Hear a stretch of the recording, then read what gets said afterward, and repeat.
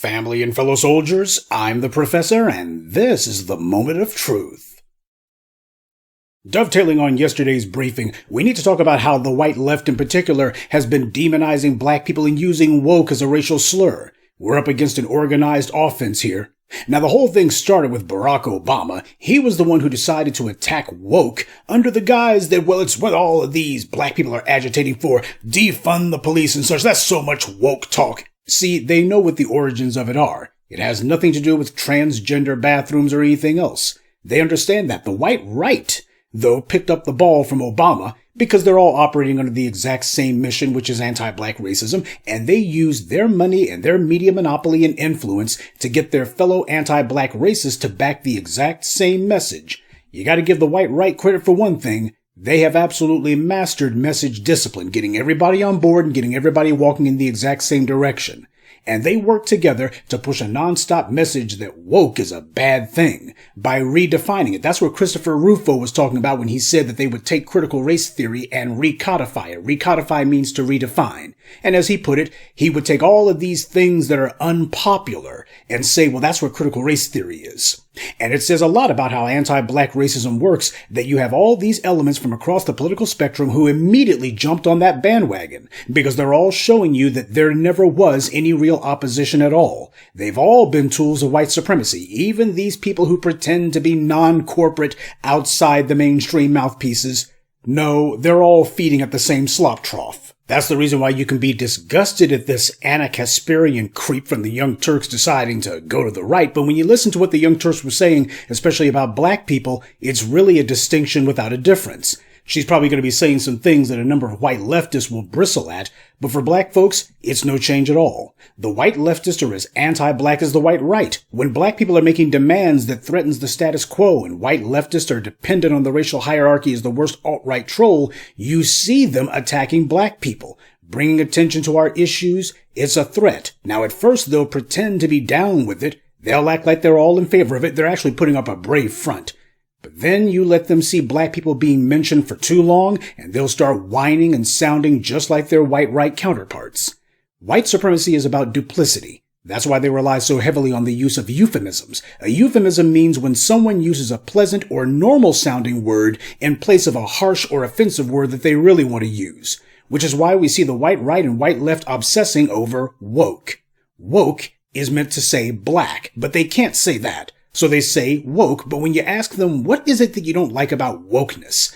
They don't talk about transgender bathrooms. They instead lapse into the same racialist griping that the white right does about how you can't say anything anymore. Why, we just can't say what we think, which is a lie. They've always been able to say what they want, and that's how white supremacy works. They lie and claim that they're at a disadvantage when they're not.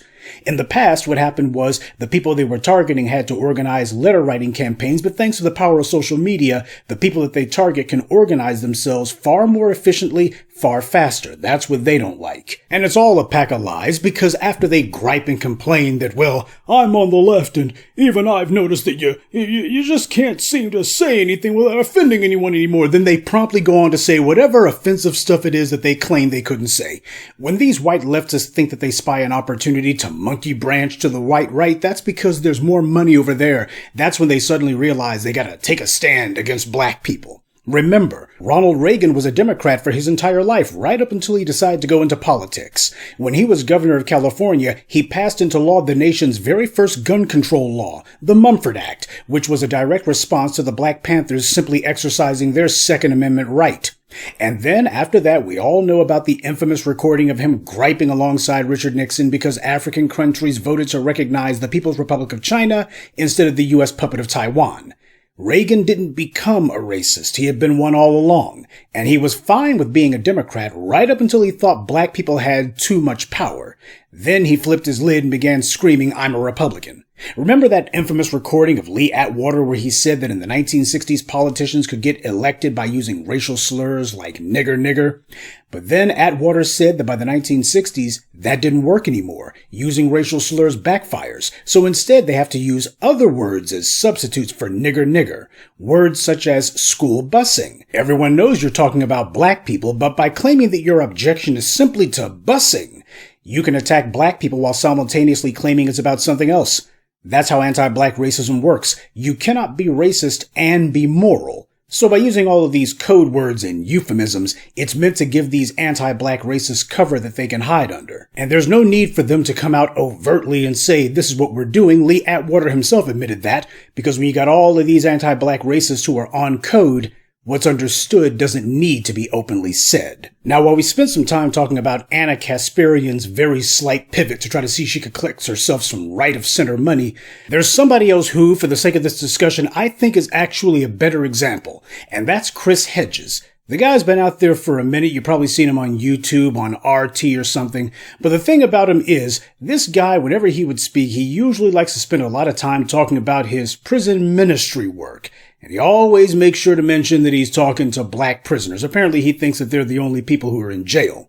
But the thing about this guy is, he actually came to prominence during the BLM protests. Now, I doubt you've ever heard me mention this guy before, but the reason why is all of his talk about his prison ministry work and always mentioning black people, usually in a negative context. He didn't mention it in a racially negative context, but it's always within the confines of prison or some sort of dysfunction. It just smacked of white savior complex. And there have been some people who mentioned this guy to me before. I'm like, I could just smell it on this guy. And after many, many years, he finally let the mask slip. Chris Hedges' big bugaboo happens to be class. Always talking about class. Dr. John Henrik Clarke and every sensible black radical since the beginning of time has warned you about that. Going all the way back to the first Marxists spouting their gibberish about class, black people point out the real oppression, race, that we're under. And the white leftists don't like that because it means that we're not talking about them. They have as much disdain and contempt for black people as Ronald Reagan and Lee Atwater. The only difference is they put more effort into play acting like their problem is that black people just don't understand that class struggle is the real issue. In fact, class struggle is the only problem as white leftists see it. And that's because that's the issue that white people have amongst themselves. That's the dividing line amongst them. H. Rap Brown said that arguments about class is a luxury black people can't afford. He also added that if you didn't believe him, just look at Detroit. Now, he said those words back in the 1960s, and they're still true today. Class distinctions are the dividing line between white people. That's what matters to them, both on the left and the right. And one of the things that these white leftists do is they lecture us that everything is about class structure, when in reality, it's about race. But since they benefit from the structure, they don't actually want it threatened. What goes unsaid is that the white left also has the same hostility against black people, and they also have demanded that they be able to use anti-black slurs. And that if black people in specific are asserting ourselves and actually able to set boundaries for how we're treated in the society, in other words, if we're able to actually exercise power, then all of a sudden the white left has a problem. Remember, the functional definition of power is the ability to define yourself and your relationship to others in such a way that your definition becomes theirs. If the definition of power is you can go and lynch black people anytime you want, you've got power. But if black people get to the point where no, you can't do that, you certainly can't be praised for it, now they're exercising power because you have to go along with their definition. You can grind your wrinkled, ragged little teeth, but it doesn't change the fact that they've got the ability to define themselves and their relationship to you, that if nothing else, you can't do lynchings and be praised for it. The Bill Maher's of this world fall into the same category as Chris Hedges. He didn't really have a problem with what social activists were doing, or with political correctness for that matter, right up until people began voicing their opinions on what they thought his black people jokes really meant. It was only when Bill Maher began getting pushed back on that specific issue that he lost what passed for his mind, and all of a sudden he wanted to be a full-time culture warrior, and he would spend his little TV sideshow whining nonstop about black people, but mostly about all the things you couldn't say. That's the pattern with the white leftists. They demand that black people ignore the real oppression that we face so that we can instead indulge the distinction of the minor, petty, interpersonal squabbling that they have.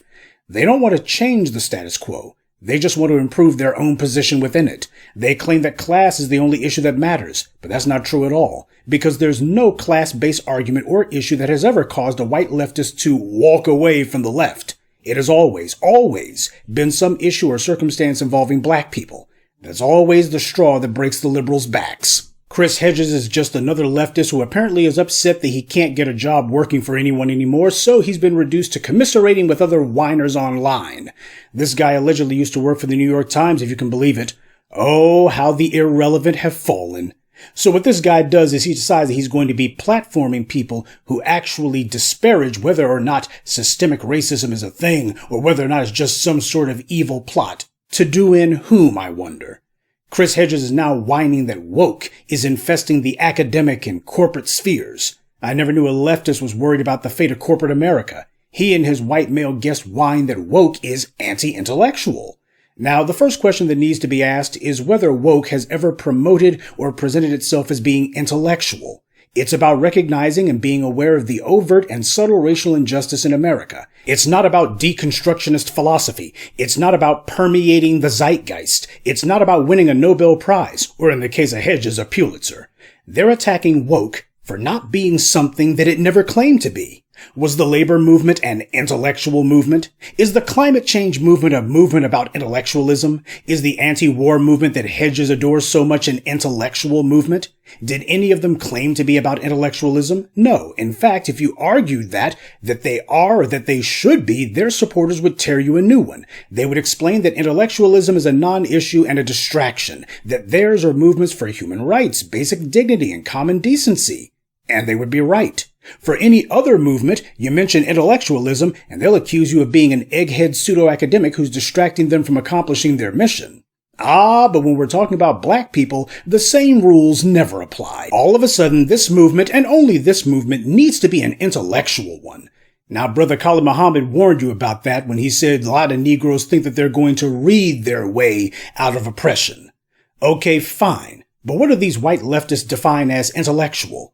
That you must accept any and all ideas put forward by anyone, especially the ones that attack you, and proclaim that you're not a human being, and that promote, if not outright demand, that you be violently attacked and even murdered with impunity. Their definition of intellectualism means anti-black. You never see anyone going on a holy war to demand that speech deemed anti-Semitic be the norm on college campuses or in society. Nobody runs around saying that if you can't defend anti-Jewish tropes, well, you just can't say anything anymore. They never seem bothered by what kind of speech gets criticized when it comes to other groups. But when it comes to black people, that's the line. That's where they lose their minds. If people are merely allowed to disagree with them, that's the real problem.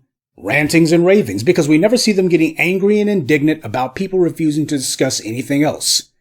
The only kind of speech that they get angry about is if they can't question black people's right to live, or can't question black people's humanity or dignity without being challenged. These white academics make it a point to define attacking black people as nothing more than just legitimate academic discussion. Why, can't we discuss ideas? Yeah, but they're always ideas geared toward dehumanizing and justifying the killing of black people. Nothing else counts. Now, if somebody was spouting Jewish tropes, nobody would call that legitimate anything. Nobody would say that debating the righteousness of the so-called blood libel tropes was nothing more than legitimate academic inquiry. Everything must be sayable is a popular talking point from the white right and the white left. And yet, the only thing that they're ever interested in saying is anti-black gibberish. All the college mass shooters have been white, with the exception of 2 or 3 Asian ones. That's a fact. And yet, you have never seen any black faculty or students on these campuses arguing that we need to be able to debate and discuss the merits of requiring all white and Asian students to be subject to searches before being allowed on campus. And if anyone were to bring that up and say, well, it's just an intellectual exercise, we could eliminate school shootings merely by searching the demographic who commits them, would anyone be saying, oh, that's just legitimate academic discourse? Of course they wouldn't. They'd be saying the new racism. That's what they would be saying. Why can't you say that? Perhaps because the vast majority of university and college staff are white males, and certainly the leadership of these universities and their donors. And you've had a lot of Asians who have gotten into lockstep with them. Hence, if you're trying to have a controversial conversation, it better not be about anyone who looks like them. That is something you can't say. That's not speakable. And yet nobody's terrified that that would bring the society down. Nobody ever fears for the future of free speech if you're not allowed to say anything against the dominant society. In fact, that's a good thing. This is the attitude of your so-called white leftists, and make no mistake, no matter what they may claim, it's black people speaking for ourselves and making demands that threaten their own position under white supremacy, their own comfortable position. That's the root of this. That's what's making these guys nut up. As long as they could sit there and talk any way they wanted to us, and they could tell themselves that it didn't matter what black people thought, as long as they could say, well, black people are like these little children who we're trying to help along. They ain't trying to help us at all. As soon as they see black people starting to move in ways that are going to empower us, then all of a sudden a good white liberal lets the mask slip. They show what they've always believed. These class-based obsessions, they only matter to these old white liberals like Chris Hedges, but they're irrelevant to black people. But then again, as the white left, as far as they're concerned, the problem is black people don't recognize, we're not smart enough to understand how what's important to them is far more important than whatever minor trivial gripes that we've got. As I mentioned earlier, Chris Hedges loves to talk about how he goes to the prisons and he goes and talks to the prisoners, tries to do some mentorship, and it's always the black ones that he references because apparently he's never met any white prisoners. Like so many others, all he's been doing is his own clumsy attempt to try to hide behind the coattails of our suffering, our struggle, so he can legitimize his own selfish aims. And he's not alone. That's what they've always been doing. It's been this way since abolition. These so-called open-minded white egalitarians and liberals and whatnots always try to palm themselves off as being for racial equality. But as soon as black people are exercising power, they suddenly begin objecting. Since the time of William Lloyd Garrison, there's always been some white people who claim to be down with the struggle, but when they felt that we weren't obedient enough and that apparently we weren't towing the line for what was important to them, which was the real goal, then all of a sudden they start whining that you're going to lose white support. Well, you can't lose what you never had.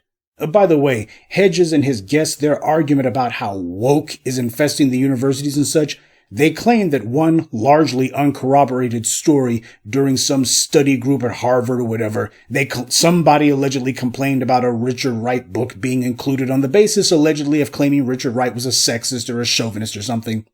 You see how that works? Reaching on top of reaching on top of reaching. Meanwhile, not a word was said about Ed Blum and him attacking affirmative action as nothing more than a clumsy front for racially purging the institutions and the schools of black students, because that's what it's meant to be. It's meant to say, hey, no matter how qualified these black students are, just go ahead and say that they can't be admitted because, well, reasons. Hedges didn't seem to have anything to say about that, and neither did his big mouth guest. They weren't worried about that. They're worried about what somebody says about a black author who's been dead for God knows how many decades on a college campus, but they're not bothered by black students being excluded from Harvard. Didn't have much to say about that, and that tells you everything. Meanwhile, the Republicans, they're not sitting here griping about books. They're passing laws, not opinions during study groups, but laws that authorize the banning of books if a white person doesn't like it. And they're using those laws specifically to target any book that even mentions black people, that mentions black history, or if it's written by a black author, entire school libraries, and they now want to move on to public libraries, and some of them have even said they need to start censoring private bookstores next. But you're not going to see Chris Hedges or his other butthurt white leftist chronic complainers going on tirades about that. Hedges isn't worried about that because nobody's trying to ban any of the books that he's written. Not that anybody would actually bother to read them. So instead of confronting actual anti-intellectualism being pushed by the white right, instead, Hedges and company go out of their way to be offended by some meaningless conversation elsewhere. But it's not about how many people were involved. It's about whether they think it threatens their own position personally. And don't kid yourself. They could give less than a rip about Richard Wright. Their MO for over 150 years has been to hide behind our righteousness and behind our morally infallible struggle. That way they can use it as a clumsy smokescreen for their own personal desires for power. That's what's actually going on here. As black people start to make more moves, as we start to assert ourselves, you're going to be seeing and hearing a lot more of this. I want you to be ready for this. Because I don't care who your favorite would-be white liberal is, a hell of a lot of them, most of them, are going to start sounding like Anna Kasparian and Chris Hedges and Bill Maher and all the rest of them. Black people happen to be the line that they don't want crossed. Anything that benefits us, anything that helps us. When you see Barack Obama whining and griping at black men, he is just playing back for you the kind of conversations that he and his white leftist pals have behind closed doors when they think that you can't hear them. But as soon as they see that too many black people are being disobedient, too many black people have decided to ignore them, too many black people are doing what's in their own personal best interest, then all of a sudden, here comes the, you guys are a bunch of sexists. That's what I'm thinking. All the lecturing and all the whining begins that they only save for us. I want you to be ready for this, because there's going to be a lot more of it. Woke is just the beginning. They're going to be having their bootlicks, these tethers and others, by the way, individuals who have absolutely no lineal, no ideological, no historical, or even sentimental attachment to us. They're going to be sending in those clowns. Be ready for it. We have no friends, and a lot of these people who've been skulking around here, who've been slithering about us, pretending as if they were with us, they're going to show exactly where they've always been.